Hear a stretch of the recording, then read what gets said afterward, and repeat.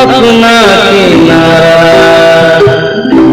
नदिया की धारा है।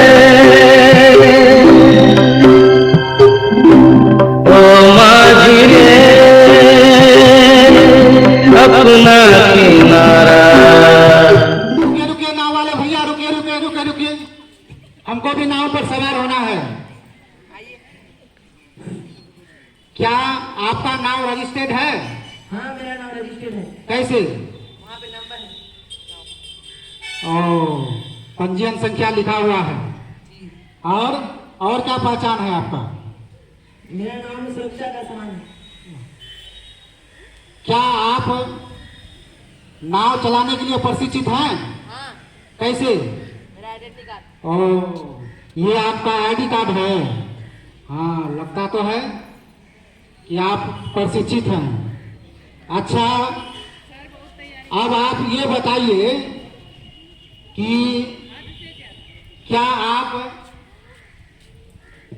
लदान क्षमता से अधिक यात्री बैठाए हैं क्या?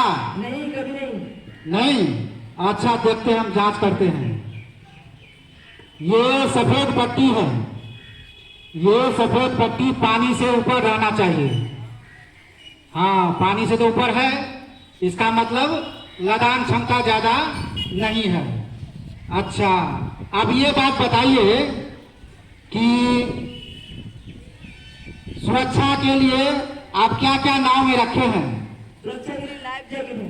कहाँ लाइफ जैकेट? अच्छा, ये लाइफ जैकेट है। हाँ, लाइफ जैकेट रहना बहुत जरूरी है। अगर अचानक कोई खतरा हो जाए, नाव डूब जाए, तो लाइफ जैकेट के सहारे जान बचा जा सकता है। अच्छा, आप ये बताइए कि और क्या सुरक्षा के साधन आपके पास है? एक रस्सी भी है। हाँ, बहुत अच्छे। रस्सी भी नाव में रहना चाहिए, क्योंकि रस्सी की बहुत ज्यादा आवश्यकता होती है। बहुत अच्छे। और सुरक्षा के साधन देख रहे हैं कि यहाँ बोतल है, डब्बे हैं और हवा भरा हुआ ट्यूब है। अच्छा, इसका मतलब ये नाव जो है बिल्कुल यात्री के लिए सुरक्षित है। अब हमें भी नाव में लगता है सवार होना ही पड़ेगा। चलो चलो चलो चलो, हमको भी बैठने दो, बैठने दो, हमको भी नाव में सवार होना है। चलिए चलिए चलिए नाव वाले भैया, चलिए चलिए, चलाइए चलाइए चलाइए, नाव चलाइए।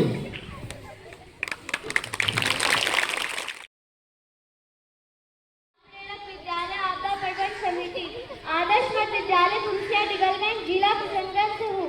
सुरक्षित शनिवार का आज का विषय नाव दुर्घटना के विषय में कहना चाहती हूँ।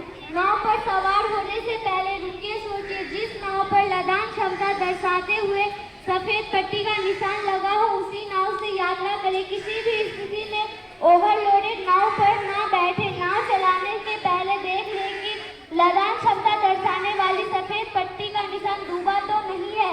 जिस नाव पर जीवन रक्षा के लिए लाइफ जैकेट, प्राथमिक बॉक्स एवं रस्सी आदि ठीक तरीके से रखे हो, उसी नाव से यात्रा करें। समय नाविक के निर्देश के अनुसार क्रम से ही उतरे और चले। सूर्य उदय के पहले और सूर्य डूबने के बाद नाव की यात्रा ना करें। धन्यवाद।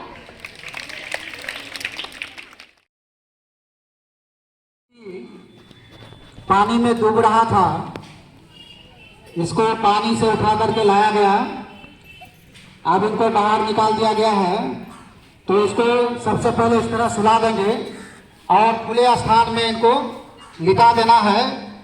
और इनके जो है इनका शर्ट का बटन भी खोल देना है, ताकि अच्छा से हवा लगे।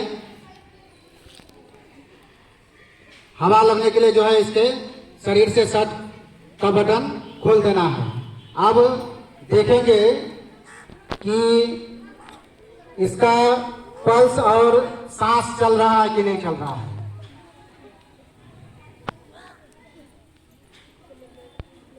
सांस नहीं चल रहा है। और पल्स देखने के लिए यहाँ 2 उंगली डाल करके देखेंगे तो पता चलेगा कि पल्स चल रहा है कि नहीं चल रहा है। या एक तरीका ऐसे भी है, यहाँ जो है पकड़ करके इसकी नस को देखेंगे, पकड़ करके तो इनका पल्स चल रहा है, सांस नहीं चल रहा है। तो सबसे पहले करेंगे क्या, इसका सांस वापस लाना है। तो देख लेंगे कि अगर इसके नाक मुंह में कोई अगर गर्दा घुस गया है तो उसको निकाल देंगे। उसके बाद इनको सांस लाने के लिए सीपीआर करेंगे। सीपीआर के लिए कोई कपड़ा ले लेंगे या रुमाल ले लेंगे, इसके मुंह पर कपड़ा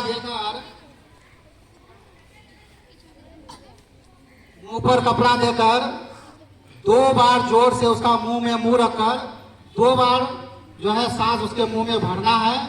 उसके बाद फिर जो है 30 बार सीपीआर करना है।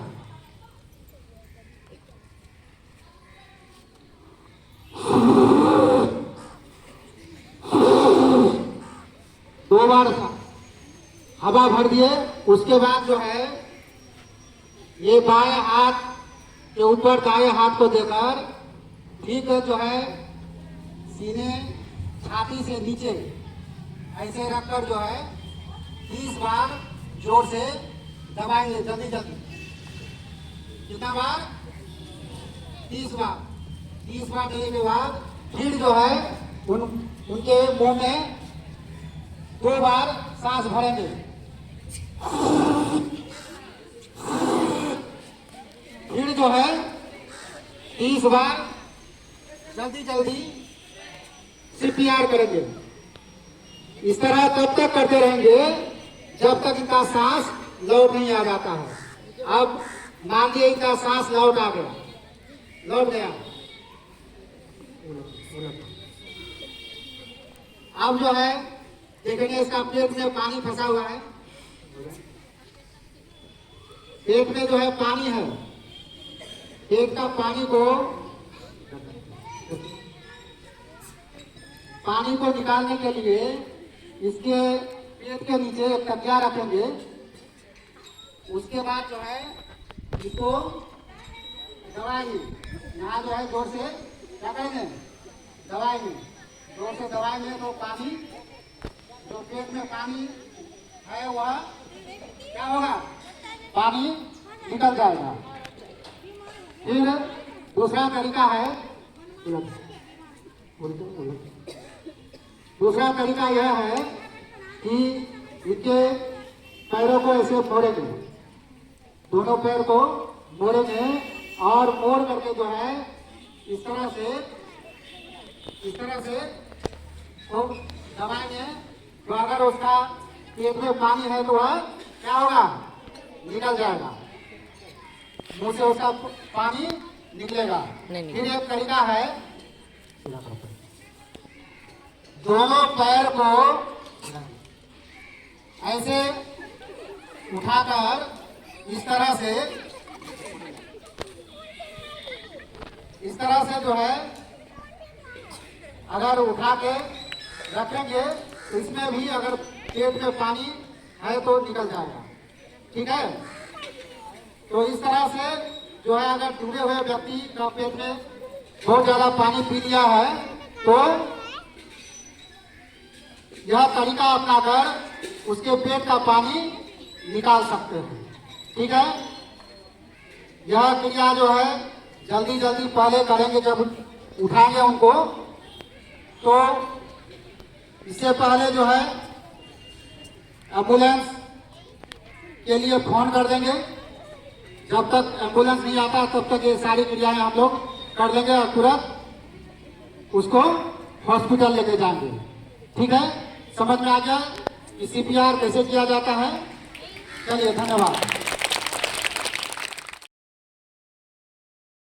मैं हैदर अली बाल पर्यटक विद्यालय आपदा प्रबंधन समिति सदस्य आदर्श मध्य विद्यालय तुलसिया दिगलगंज जिला किशनगंज से हूँ। मुख्यमंत्री विद्यालय शिक्षा कार्यक्रम पिछले शनिवार का आज का विषय पानी से डूबने के बचाव के बारे में कहना चाहता हूँ कि भारत में हर साल करीब 30,000 लोग की मृत्यु पानी में डूबने से हो जाती है। थोड़ी सी सावधानी में डूबते लोगों की जान बचाई जा सकती है। बच्चों को पानी की टंकी, तालाब और खुली पानी में नजदीक के अकेला ना छोड़े। नहरों, नदी और तेज बहाव आने वाले गहरे पानी में ना जाएं। खतरनाक जगहें जैसे झरने, बांध, नदियों के पास सेल्फी ना खींचे। नशा करके पानी में ना जाएं। डूबे रहे व्यक्ति को पानी से निकालकर सुरक्षित स्थान पर कटाव देकर लिटाएं। तुरंत लोगों को और एम्बुलेंस को मदद के लिए बुलाएं। धन्यवाद। सदस्य आदर्श मध्य विद्यालय तुलसिया दिगलगंज जिला किशनगंज से आज का सुरक्षित शनिवार का विषय पानी में डूबने के बचाव के बारे में कहना चाहती हूँ कि जब डूबते हुए व्यक्ति को बाहर निकालें तो उसकी नाक और मुंह के पास कान रखकर महसूस करें कि क्या सांस चल रही है। पल्स चेक करें, फिर सीने पर कान रखकर धड़कन जांचें। यदि पल्स नहीं है तो सीने पर हथेली से दबाकर डाल पहले करें। बच्चों के लिए 2 उंगलियों का प्रेशर काफ़ी है। शिशु को आधा या 1 इंच दवाई सीने पर प्रेशर न डालें। आपातकालीन सहायता के लिए 102 पर कॉल करें। यदि आपको प्रशिक्षित नहीं किया गया है तो पानी में उतरकर डूबते हुए व्यक्ति को बचाने का प्रयास न करें, क्योंकि आप स्वयं को खतरे में डाल सकते हैं। धन्यवाद।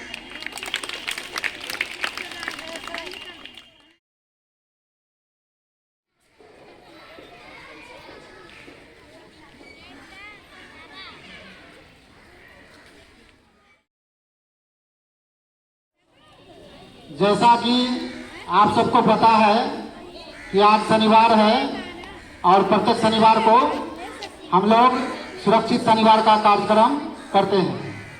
तो आज सुरक्षित शनिवार का विषय है नाव दुर्घटना और पानी में डूबने से बचाव। कल की ही घटना एक घटी है। एक व्यक्ति नाव से फिसल करके पानी में गिर गए और वह बह गए और उनकी मृत्यु हो गई। तो हमें इस तरह हमारे साथ इस तरह की दुर्घटना नहीं हो, तो इससे बचने के उपाय की सारी जानकारी हमें रखनी है। इसलिए यह कार्यक्रम सुरक्षित शनिवार का किया जाता है।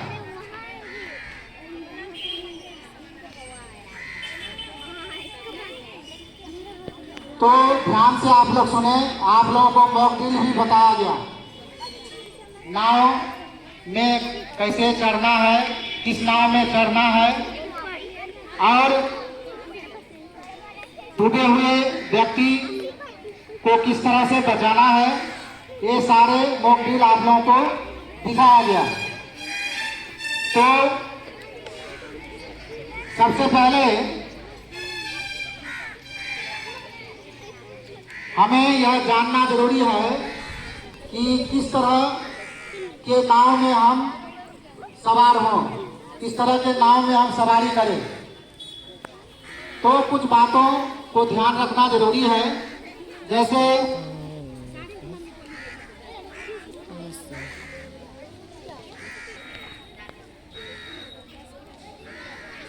किस तरह के नाव में हमको सवारी करना है, क्या क्या बातें ध्यान में रखना है, यह बहुत जरूरी है जानकारी। तो नाव चलने के पहले यह देख ले कि उस नाव में लदान क्षमता तो ज़्यादा नहीं है। लदान क्षमता ज़्यादा होने से वह नाव पानी में डूब सकता है, पानी में डूब सकता है।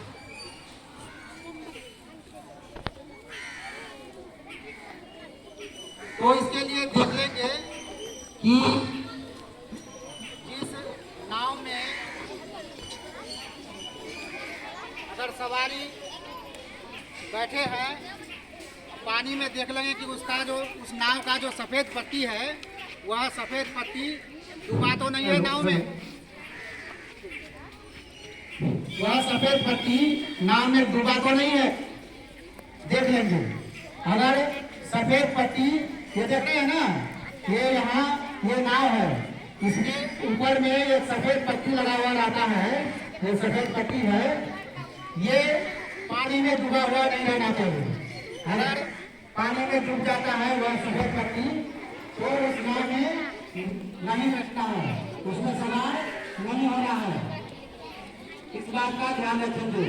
और यह भी देखना है कि उस नाव में सुरक्षा के क्या क्या साधन हैं। लाइफ जैकेट नाव में होना ही चाहिए। अगर लाइफ जैकेट नहीं होता है तो अगर अचानक नाव डूब जाए या नाव पर दिखा जाए पानी में, या कोई यात्री पानी में गिर जाए, तो उस परिस्थिति में लाइफ जैकेट अगर पहने हुए हैं तो वह व्यक्ति डूबेगा नहीं, उनकी मृत्यु नहीं होगी। तो लाइफ जैकेट नाव में जरूर होना चाहिए, और नाव में रस्सी होना चाहिए, हवा भरा हुआ ट्यूब रहना चाहिए। उसकी सहायता से हम अगर पानी में अगर गिर भी जाते हैं, पानी में चले जाते हैं, तो डूबेंगे नहीं। तो ये सारी बातों का हमें ख्याल रखना है, ठीक है। और जब बारिश होती हो उस समय नाव की सवारी नहीं करती है। सूर्योदय के पहले और सूर्यास्त के बाद नाव की सवारी नहीं करनी है, इस बात का ध्यान रखेंगे, ठीक है।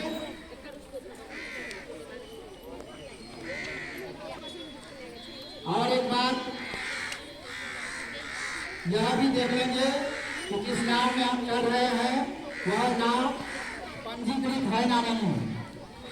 नाव पंजीकृत होना चाहिए,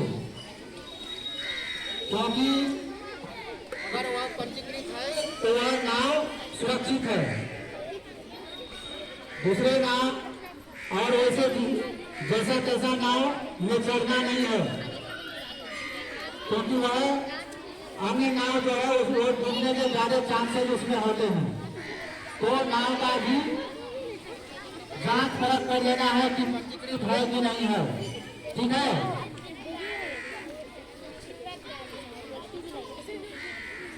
और एक बात, नाव में यात्रा करने के दौरान बिल्कुल शांत बैठना है। ये नहीं कि कभी खड़े हो गए, कभी हिलते हैं बोलते हैं, ऐसा नहीं करना है। नाव की सवारी करने के समय बिल्कुल शांत बैठना है, ठीक है। में क्या करना है, बिल्कुल शांत बैठना है। और बच्चे और बूढ़े को नाव की सवारी करने से बचना है। प्रयास करेंगे कि बच्चे और बूढ़े नाव की सवारी ना करें। और एक बात, जिस नाव में अगर मवेशी भी चढ़ा दिया गया है तो उस नाव पर की सवारी नहीं करना है, ये बात का ध्यान रखेंगे, ठीक है। और इसके बाद दूसरा टॉपिक था पानी में डूबने से बचाओ। तो पानी में डूबने से व्यक्ति को कैसे बचाएं।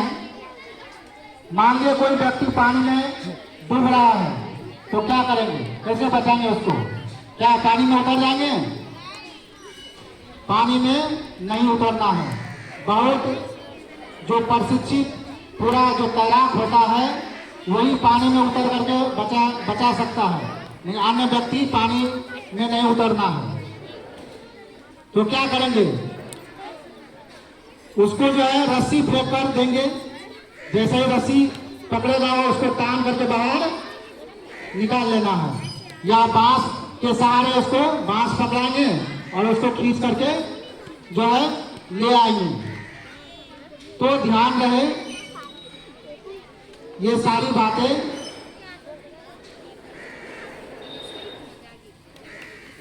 सावधानी ही सबसे बड़ा बचाव है।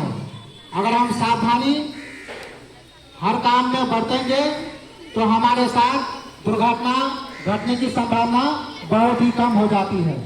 तो सावधानी ही हमारा बचाव है, पूर्व तैयारी ही हमारा बचाव है। इसलिए इस पर ये सारी बातों पर हम लोग ध्यान रखेंगे। धन्यवाद। डूबने वाले व्यक्ति को कैसे बचाया जाएगा, इसके बारे में जानकारी देना। तो ये जानकारी मॉक ड्रिल के माध्यम से दिया भी गया और हम लोग पूर्व से भी इसको जानते हैं। बच्चों ध्यान दीजिए, पूर्व से भी जानते हैं और अभी भी ध्यान देने की जरूरत है और जानने की भी जरूरत है। बहुत लोगों का घर नदी के किनारे है, बहुत बच्चों का घर तालाब के किनारे है। तालाब में बच्चे नहाने जाते हैं, नहाने के दरमियान वो डूब जाते हैं। तो उसके कैसे उसको बचाइएगा, प्राथमिक उपचार क्या होगा? पहला तो है कि रस्सी फेंक देंगे, उसको पकड़ने बोलेंगे, पकड़ेगा और धीरे धीरे हम उसको क्या करेंगे, खींच लेंगे। और दूसरा है कोई बात